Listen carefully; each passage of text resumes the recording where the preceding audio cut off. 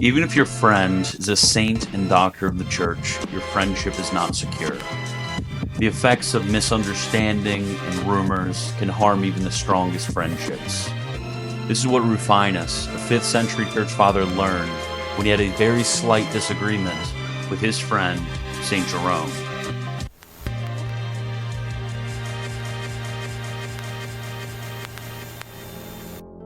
This disagreement and the subsequent failure of the friendship between St. Jerome and Rufinus became infamous in the history of the church, being written about by a number of ecclesiastical historians.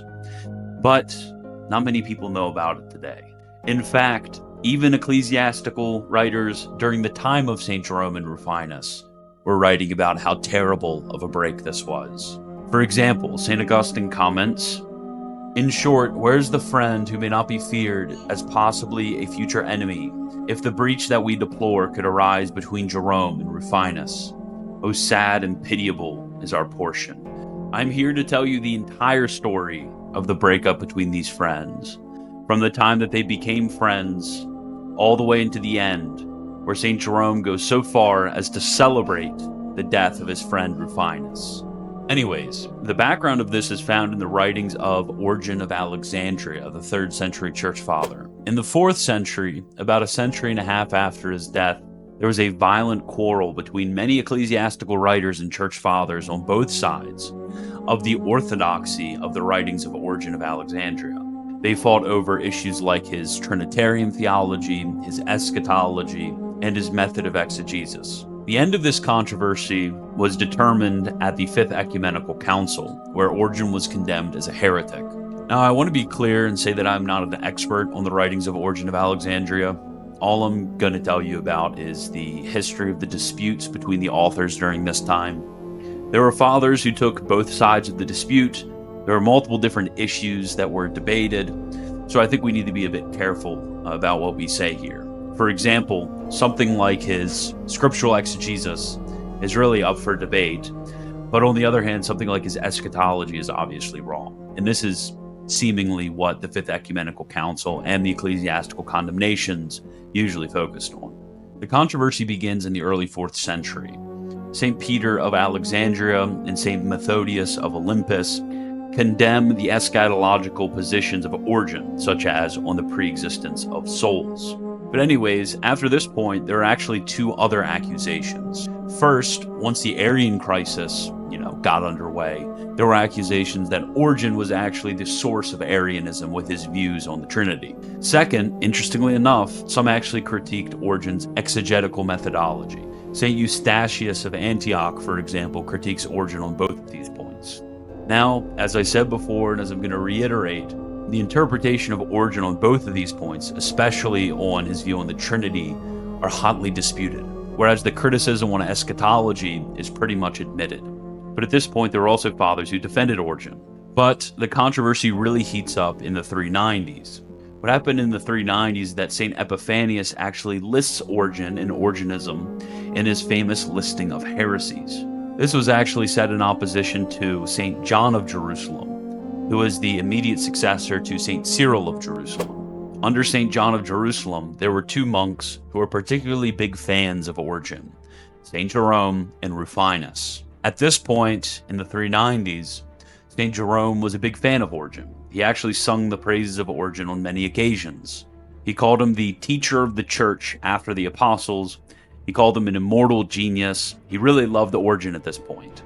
And he has a very funny quote, actually, about Origen that I quite like. He states that the people who hated Origen hated him, quote, not because of the novelty of his theses, not because of heresy, as baying dogs are now alleging against him, but because people could not bear the fame of his eloquence and his learning, end quote.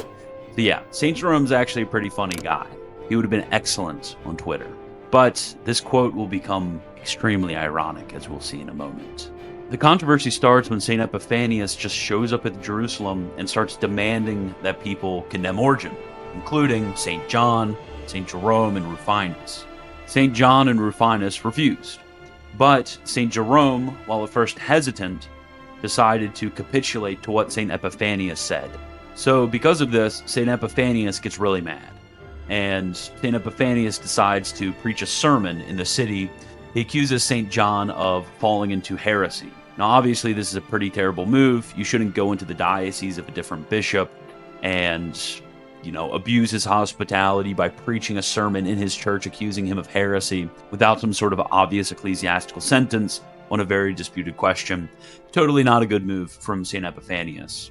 Now, the situation gets even worse, because St. Epiphanius decided not only to preach a sermon accusing St. John of heresy, he also decided to ordain a priest without his permission, the priest Paulinus. Now, also at this point, St. Epiphanius decided to write a letter against St. John of Jerusalem. And St. Jerome, due to his skill in both the Latin and the Greek languages, and his fame as a translator, decided to translate the epistle from Greek into Latin. And because of this, the West began to learn of this controversy that was happening in Jerusalem. It went from a purely local crisis to now an international crisis. Now, at this point, St. John realized that this was spilling over into other places and decided to contact the Patriarch of Alexandria, who would obviously be in a position to help him in this crisis.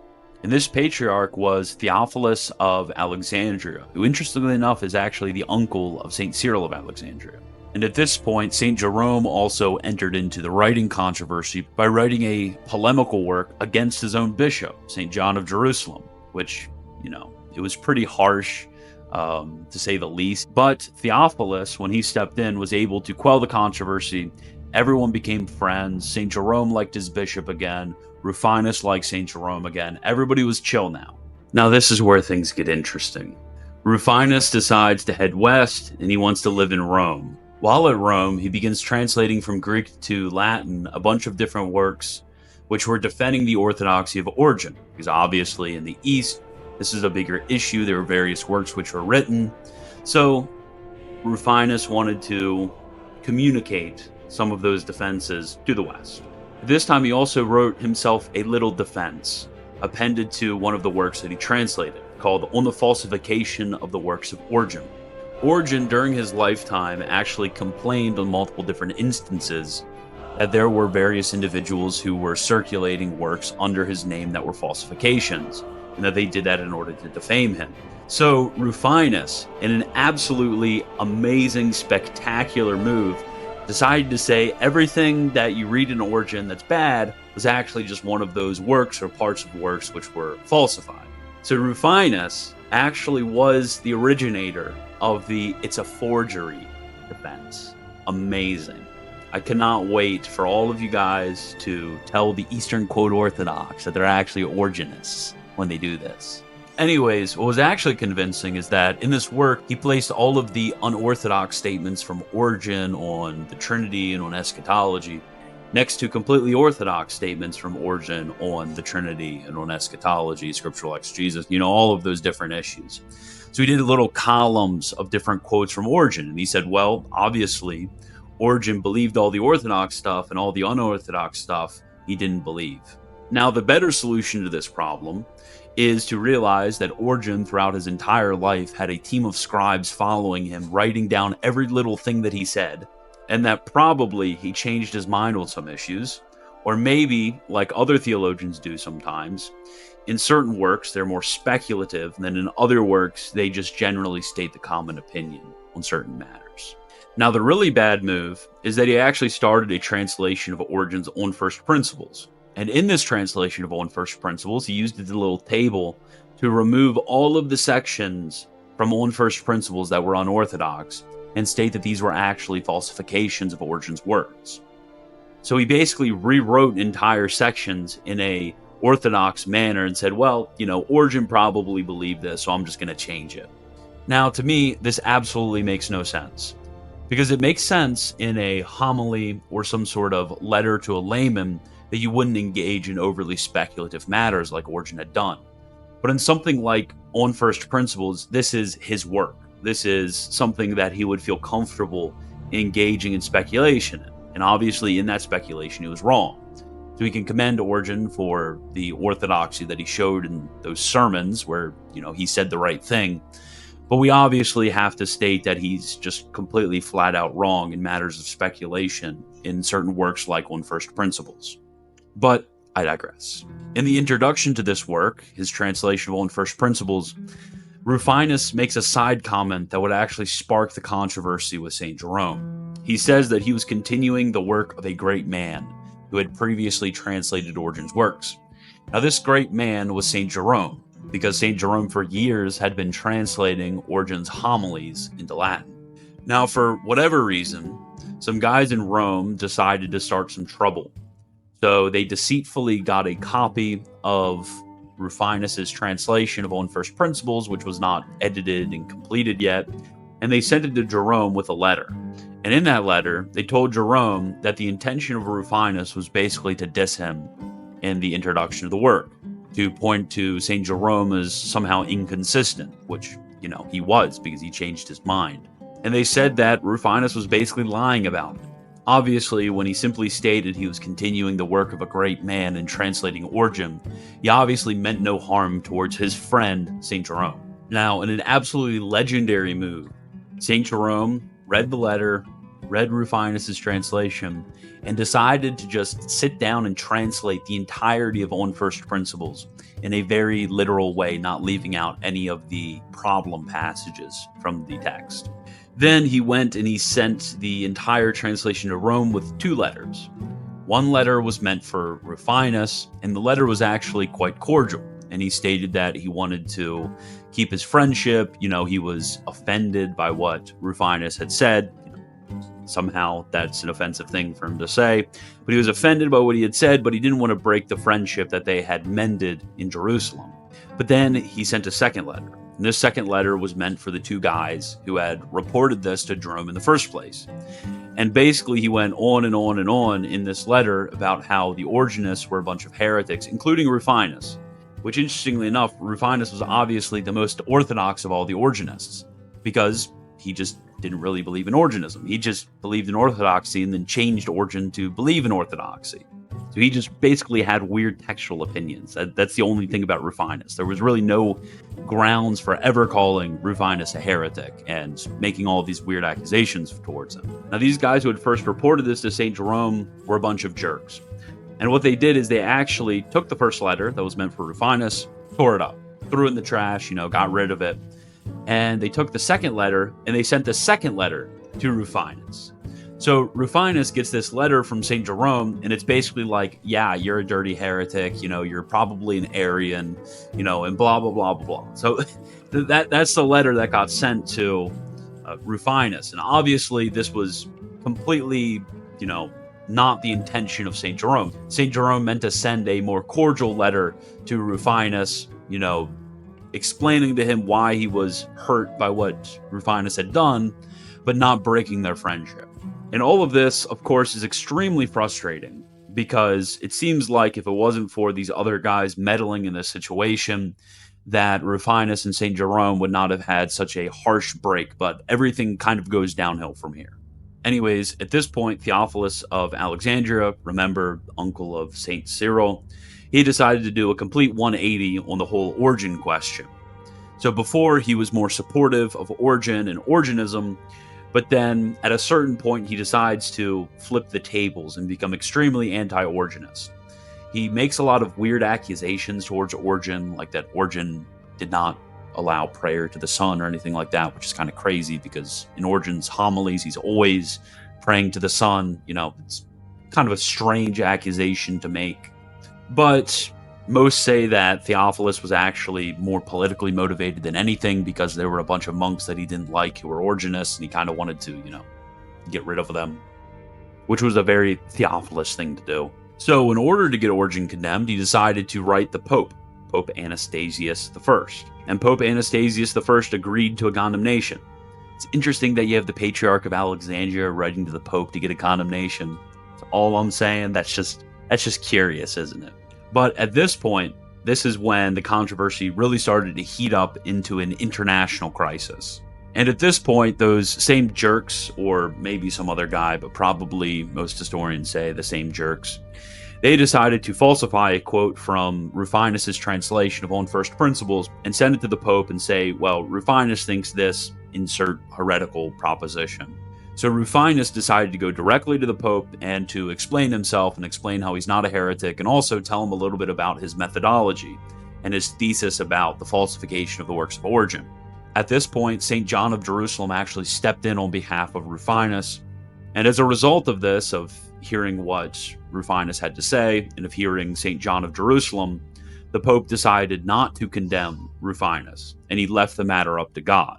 Now, at this point, Rufinus actually speculated that those guys who were jerks, that they actually sent the quote to the Pope at the behest of St. Jerome, which we now know is actually correct. They did that on behalf of St. Jerome. So Rufinus felt it necessary to write a defense of himself. And basically, all he did is he wrote a defense of himself, which went over all of the different accusations and explained his own orthodoxy. And then also, because this was directed at St. Jerome, who was now being a bit harsh with Rufinus, to say the least, he also appended a section of the book which went over all of the various places where Jerome himself had praised Origen. And he basically said, look, I'm just saying exactly what you're saying. I'm praising Origen, and I don't believe anything different than what you're saying. He just had this weird belief about the textual issues in Origen's works. Now, I think it's completely fair, actually, for Rufinus to defend himself in this way, to write a work defending his orthodoxy and to showing the inconsistencies of St. Jerome. I think that's completely fair for him to be upset about the letter which Jerome sent and also the agitation with the Pope. This is all completely fair. St. Jerome absolutely should not have, on such light reports, have condemned anybody like this in a letter to anybody. St. Jerome, on such slight grounds, should not have just went out and condemned his friend. That wasn't okay at all. But to me, Rufinus pointing to all of the former support that St. Jerome had for Origen just makes absolutely no sense. He could support somebody at one point of your life and then change your mind, and that's completely fine to change your mind. And presumably, it seems like St. Jerome, when St. Epiphanius laid it all out for him, decided to change his mind on this problem. It makes no sense for Rufinus to point at this as some sort of own against St. Jerome. Anyways, St. Jerome's little Roman friends, the guys who were complete jerks, decided to inform St. Jerome that Rufinus was composing this work, which was meant to defend himself and to respond against St. Jerome. And at this point, nearing the end of our explanation of the controversy, St. Jerome receives this letter and does not get the book yet. He wouldn't get the book for a while. He becomes, to put it lightly, completely unhinged. Because at this point, he hadn't even read the work. He didn't even know what Rufinus was going to say. But it was just enough for him to know that Rufinus was writing a work which was responding to him, that he went, sat down, and wrote 2 books. And for those who don't know, books are basically large sections of a certain work, which we would normally call the work the book, and the books the sections, but it's whatever. He wrote 2 large books and sat on it, and then received the work and then added a 3rd to it. So 3 books against Rufinus. And this work is pretty bad. It's pretty horrible. It goes into a lot of personal attacks of his former friend, former friend Rufinus, mocks him, makes fun of his rhetorical skills. It's a pretty sort of depressing work to read from a saint of the church. The Catholic historian Karl Boss comments, quote, "In theatrical elegance and stinging irony, Jerome's defense against Rufinus's apologia is clearly superior, but in regard to content, it is one of the most distasteful examples of theological polemics. He did not set himself to rebut the really sound criticism of Rufinus, but tried to do so through mere sarcasm. His personal invectives against his former friend make painful reading. Rufinus's wretched style, he says, makes it obvious that he had scarcely attended school, but the books of the ignorant always find readers. He unscrupulously questions the honesty of Rufinus's profession of faith to Pope Anastasius, and compares his argumentation to the tricks of a fox. After reading the first two books, Rufinus sent Jerome a letter, which has been lost, and hence we do not know his final word in this matter. He kept silent for the last 8 years of his life, and Jerome, when he learned of Rufinus' death in 410, he wrote in triumph that now the scorpion lies pressed flat under the earth of Sicily. Now finally, the many-headed Hydra ceases to hiss. End quote. And that's how the whole thing ended.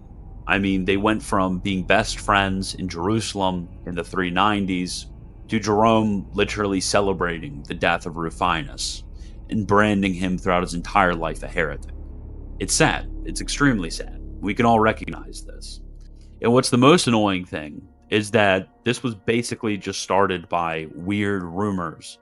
And Rufinus, honestly, despite his obviously wrong position on the status of the works of Origen and the orthodoxy of Origen on certain matters, he was giving the judgment of charity to a former friend, but unfortunately, St. Jerome didn't give the same judgment. And this actually teaches us a lot about the various flaws that we can see in the saints, in the doctors of the church, and in the fathers.